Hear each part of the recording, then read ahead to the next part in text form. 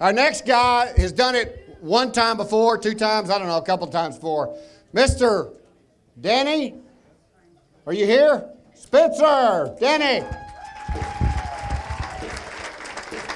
How we doing? My name is Danny Spencer. I'm a project manager at Houston office. I hope I'm funny. Yeah, so do we. There we go. I like that. I've been married for 25 years to my best friend, Mary Ann. You saw her in the video. Huh. Give it up. Yeah, 25 years. You know, I think one of the secrets to our marriage is that my wife, Mary Ann, thinks that farts are funny. If you're a flatulent guy like me,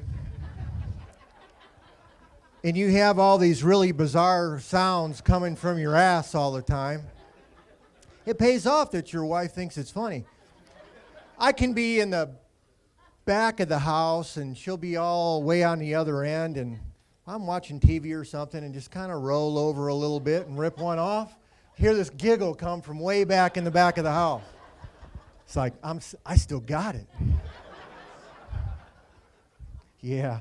One of my favorite farts that I have, it's called a bullet fart. It's called a bullet fart because of its very hard, loud, sharp bang that you do when you get it. It's kind of just a quick rip, and there it is. I can be just about anywhere, and Mary Ann starts giggling about that one. My personal favorite fart, though, is the John fart, or as they call in Europe, the privy fart. Real quick, do we have any plumbers in here? Any mechanical plumber type folks anyway? You know, the privy fart is when you're sitting on the toilet, you get a little bit of gas. And I'm not sure if it's the shape or maybe the porcelain or whatever, but if you rip a really good fart when you're sitting on the toilet, it damn near launches you off the top of it. My absolute favorite fart to do with Mary Ann, though, is called the ambush fart. Doesn't take a whole lot of imagination on what the ambush fart is. I get a little bit of pressure. I run over and I try to find a place to hide, and I wait for her. You know, sometimes, though, you got to wait for, minutes, maybe even hours. And when she comes around the corner, I blast her with it. I got to say, though, the ambush fart does have a little bit of danger to it. You know, your body is not really designed to be holding things like that and able to launch things on such a short notice and all of that. So, there always is the danger that you might shart. You have a little bit of confused look on your face. I'm not sure if you fully understand what a shart is. A shart's when you try to fart and you accidentally shit your pants. So it's a shit fart shart.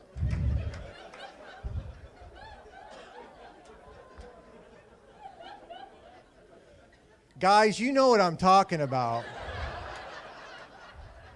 You've been in the men's room in a place like this trying to flush your underwear down the toilet because you sharted your pants. Ladies, you do our laundry. Yeah, that skid, that's a shart. Actually, underwear was designed to protect the pants. That's really the only issue it is for men. There is another fart, though, that's kind of my favorite. Kind of like a shart, but it sounds similar, but it's totally different. It's called a snart. And a snart is like the Halley's Comet of farting. It comes around about once every 75 years or so. And a snart's when you sneeze and fart. You're kind of, happy confused all at the same time.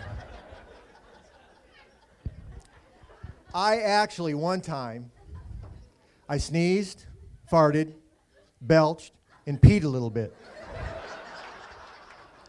It was some kind of really freaky, out-of-body experience kind of thing.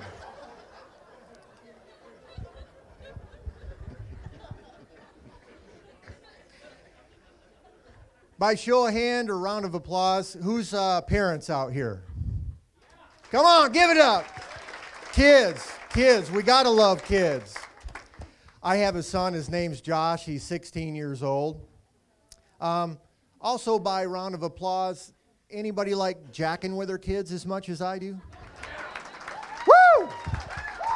Come on, give it a woo! My son, we've even got a game. It's called Jackin' with Josh. Jackin' with Josh. You know, it kind of starts out a little simple, you know. This is kind of an old one where it's all of a sudden it's like, oh, God, oh, Josh, oh, come here. I jammed my finger. Pull that for me. You know, it's an old one. We all know that, but you got to start off easy. You can't get them weird, you know.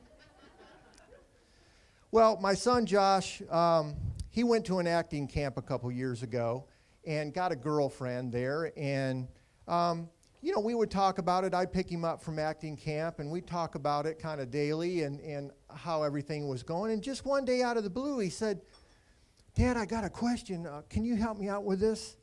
How do you French kiss? Yeah, you know, kind of a good question for a 15-year-old. You know, after I got over the shock of it, I was like, yeah, that's a good question. Well, Josh, you know, you kind of kiss regular, just for a little while. You know, after a few seconds, you know, maybe you open your mouth a little bit, and well, come here, just let me show you. He was like a cat in a corner like this. Blew his mind. True story, I swear to God. That's my son, Josh. He's 16 years old now. Anybody go through that whole driving thing? Oh, yeah. How cool was that? Not really. You know, when my son started all of this, I thought, well, when we were growing up, you know, we had mini bikes and we had motorcycles, and, you know, we drove our parents' car when we were 14 after they went to bed. And so I really think we kind of had an advantage. Nowadays, they don't even take it at school anymore. They take it at another place, and then they only drive a few times. They have the class, and then they give them to the parents. Or if you're really, really, really an ass, you can go online and do this all there and teach your kids yourself. Wow, that's really bad. I couldn't do that. I did find out one thing really cool after my son got his learner's permit, though. When you're in a car with a 15-year-old, you don't have to wear the seatbelt. When you sit down in the chair, your ass actually like grabs onto the chair. You could go around curves, stop really fast. No, man, you're launched right on there, man. Not getting out of there at all, you know. You just got to kind of pull it off. And also, when you're in the passenger side and you start stomping on the ground or pushing really hard, you're not going to slow the car down. It just doesn't help at all. Does not help at all. Another funny story when my son was about 12 years old, he and I are involved in Boy Scouts, and I promised him when he was 12, as a motivational tool, that if he got his Eagle Scout, I would buy him a car. He got his Eagle Scout. Very, very, very proud of him.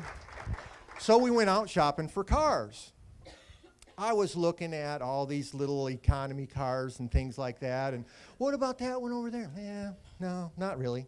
What about that one? That would be cool. Yeah, let's get good gas. I'm like, no. Finally, I was like, Josh, what is the deal here? He looked me straight in the eye and he said, Dad, I'm never going to get laid in something like that. He got me, didn't he? I found out that he and a couple of his friends had a club. It was called the VIP Club, Virgins in Peril. I'm not making this up, man. This is my son.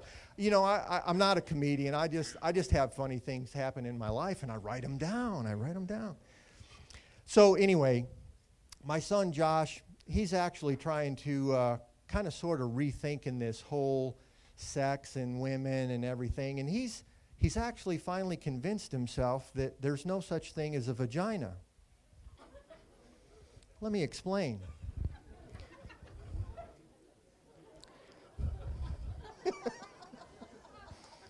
He's kind of going like the Bigfoot non-believers. He's 16 years old. He's never seen one. They must not exist. That's all I have. Thank you all very much. God bless. And this is for you, Chico. Danny Spencer.